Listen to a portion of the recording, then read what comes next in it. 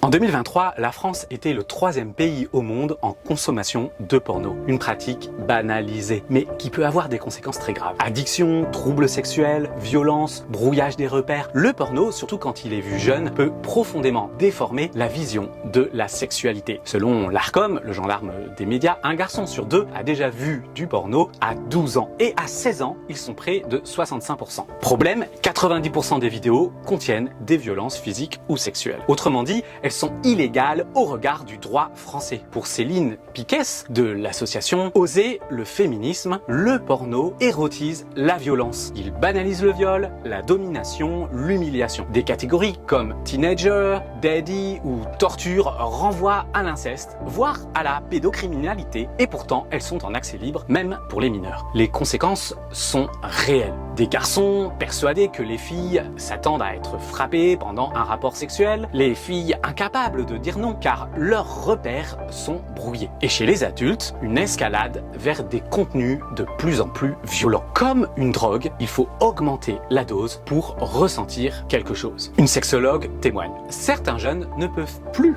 avoir de rapports sexuels normaux. Le porno, c'est rapide, mécanique, centré sur l'image. Mais le vrai désir, lui, vient du corps, de l'échange, du lien. Alors, peut-on parler de porno éthique? Pas vraiment, et même pas du tout. Le porno est une machine à broyer les femmes, comme le souligne un récent rapport sénatorial. Son décor est un enfer, un nouvel esclavage, tant pour les consommateurs que pour les acteurs, mais à l'échelle industrielle, générant un pognon de dingue. Alors, même ceux qui cherchent à défendre l'idée d'un porno éthique ont du mal à en trouver un seul exemple. Ce qui déshumanise l'homme ne peut pas être éthique. Ce que les associations demandent, c'est simple. Pas de domination ni de souffrance humaine. Que la loi soit appliquée, que les contenus illégaux soient supprimés, que cesse le proxénétisme et la traite des êtres humains encouragés par l'industrie du porno. Qu'on arrête de favoriser l'addiction de millions de consommateurs, un peu comme en son temps pour le tabac, avec le business que cela implique dans leur dos. Et surtout, qu'on réinvente une éducation sexuelle qui parle de respect, de désir, de réciprocité, de don de soi l'un à l'autre, de retenue quand l'autre n'est pas prêt,